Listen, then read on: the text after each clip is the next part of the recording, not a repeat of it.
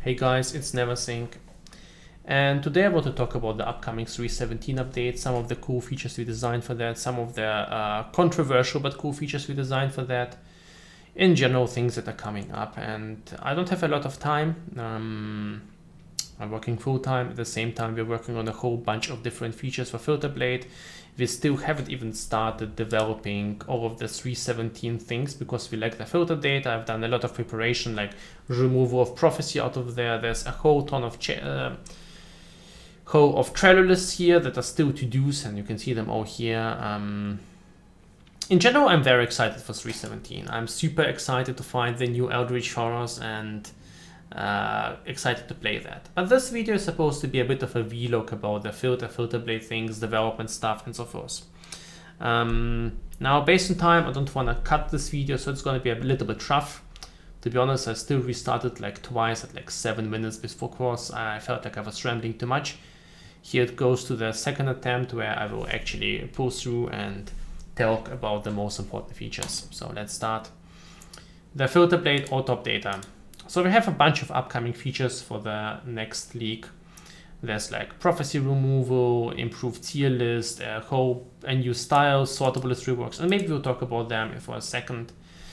But filterblade auto-update is the big one. This feature basically combines the best of two worlds. You get the auto-updates of the PoE filter ladder, where you can just subscribe to my filters, but you can't get any of the customizations, presets, sounds, custom styles, or the good stuff. And the filterblade customization features. So it allows you to get all of these updates completely automatically. The only downside is it is a very, very server and cost intensive feature. Usually when you go on filterblade, your PC does the heavy lifting.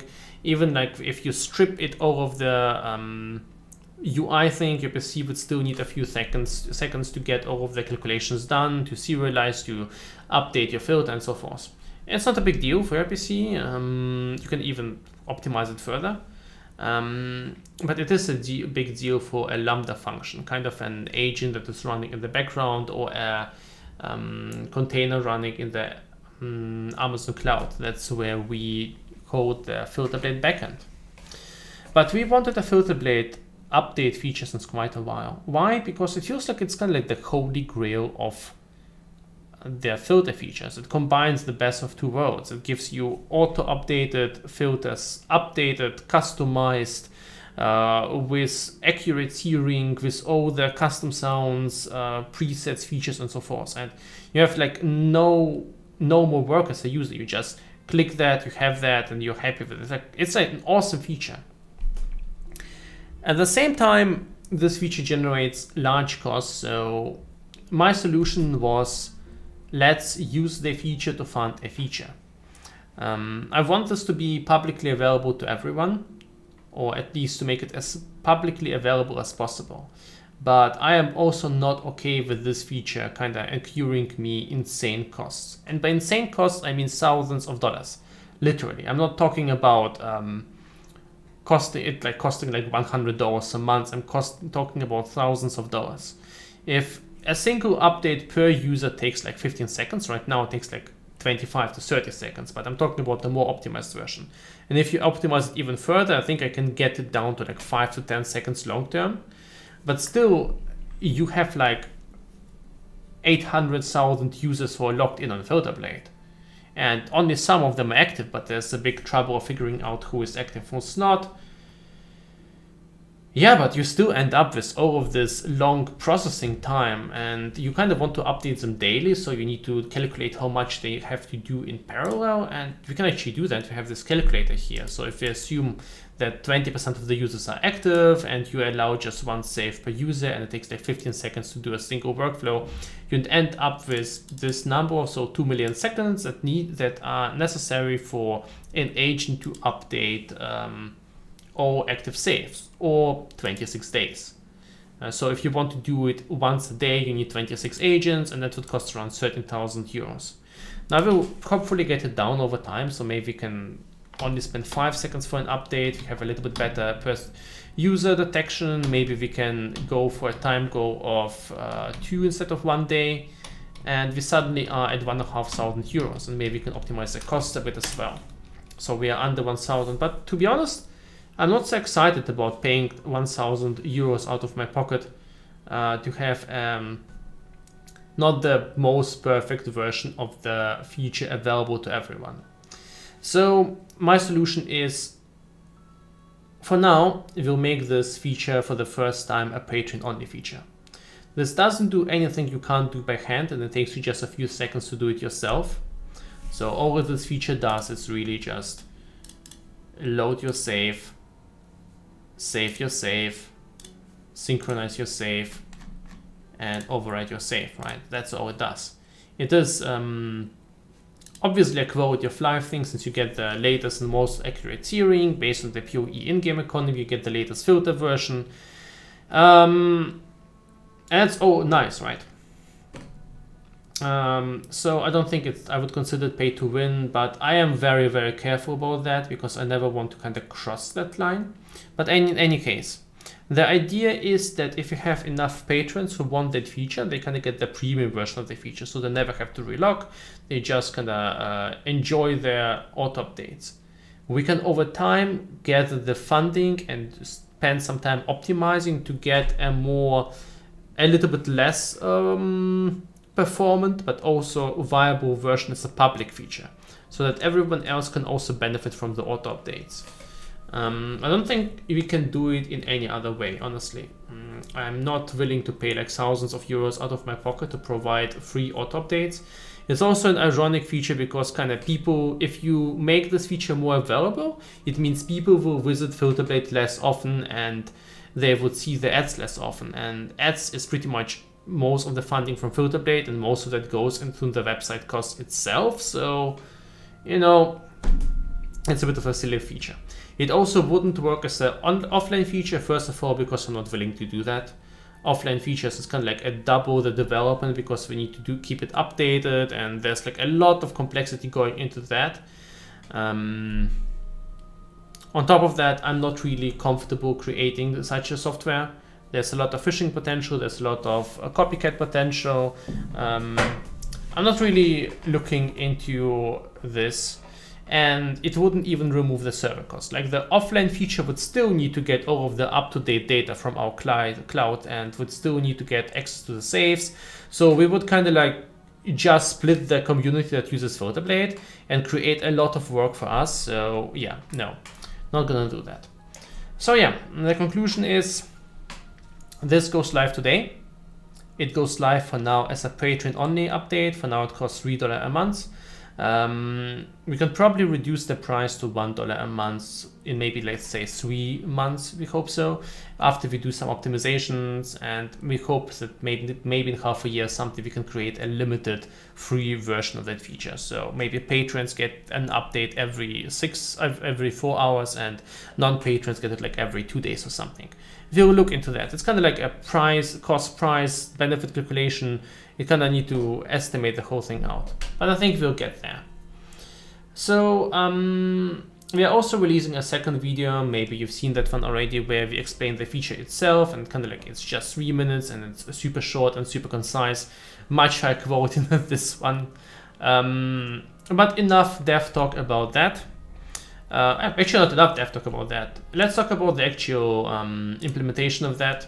So what we've done is we've taken filterblade, the whole website that runs in JS in the front end, and we run it in the AWS Lambda function. We basically stripped it off all the meat and just use the algorithm behind that. So we use JS DOM for that, and that thing talks to all of the necessary APIs and tries to do them as well as possible. And then we slowly scale the number of agents that execute that. So we create agents, these run a containerized version of filterblade, they grab a save, update that, and grab the next save, and there's an orchestrator function that gives them the next and the next save.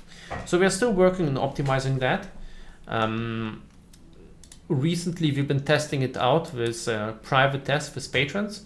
So we kind of have the light blue and the green version done.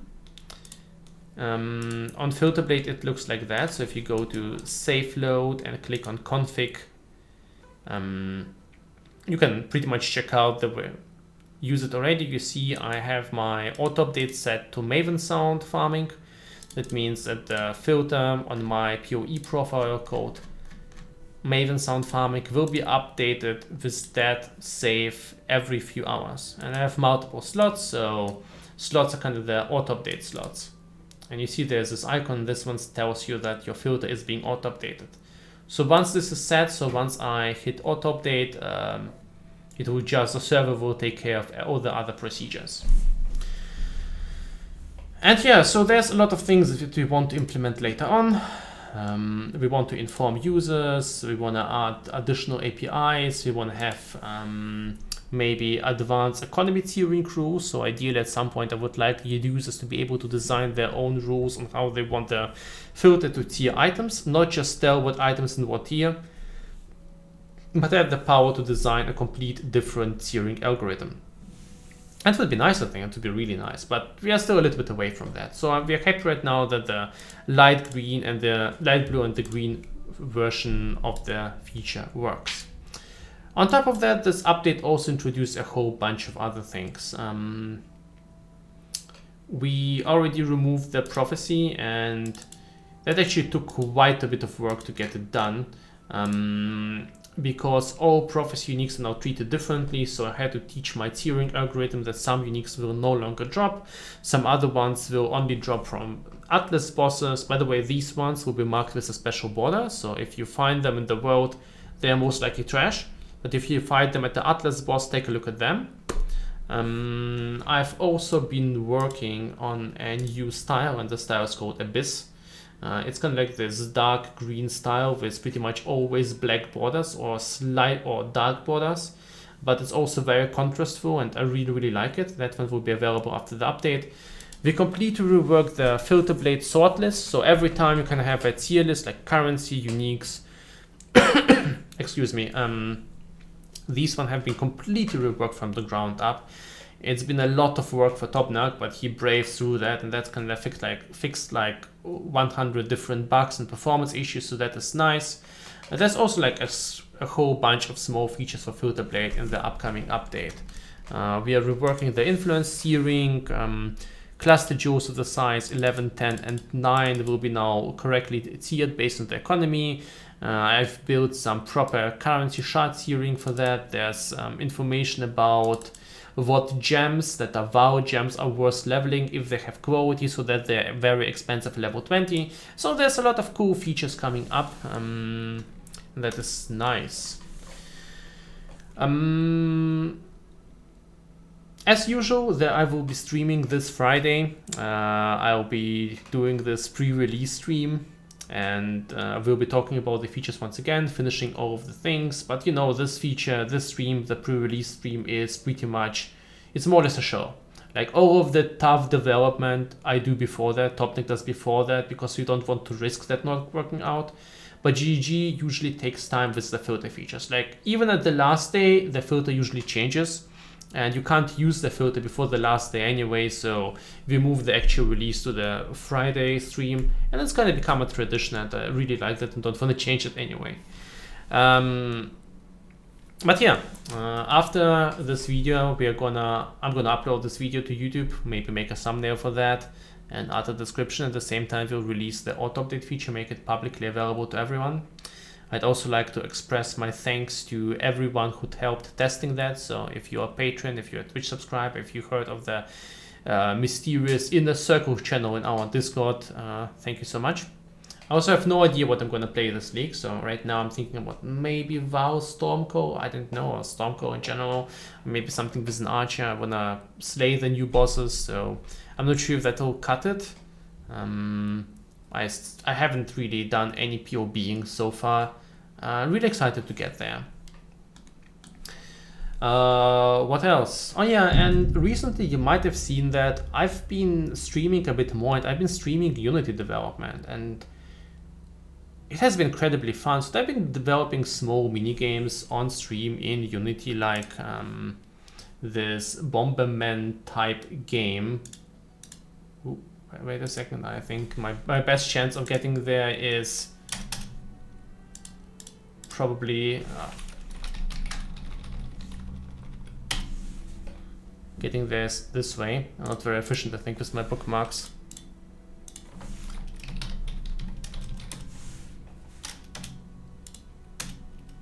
Come on. Ah, there. So this kind of like Bomberman thing I developed between Christmas and it kind of has some RPG elements. So you level up, you have 7 levels. It is pretty damn tough, and there's a lot of different enemies, and you can play it for free if you want that. I'm gonna leave the description for that. It really has been a way for me just to learn Unity. I'm gonna actually cheat myself through that. So there's also a lot of different enemies and upgrades and power-ups. And I discovered that this has been a lot of fun to me, and I just enjoy doing this Unity streams. I had a lot of people who were watching there and giving insightful comments. I learned a lot, and it really excited me as a developer. So in the future, I really expect to do more of these development streams. I'm already working on a second game, but that will happen after the 3.17 updates, kind of when the PoE time comes. I'll probably be putting it overside and focusing on PoE once again. But if you're excited for Unity streams and want to see some indie type game development, I would like to see you there on my stream channel. But yeah, that's basically it. I will be getting back to working on the influence item steering in a second. I hope you guys have a wonderful league start, and yeah, if you have any questions, feel free to ask them in the comments, and maybe check out our Discord. You can find that on Filterblade or in the video description. I wish you all wonderful day, night, whatever it is to you, and see you next time. Bye.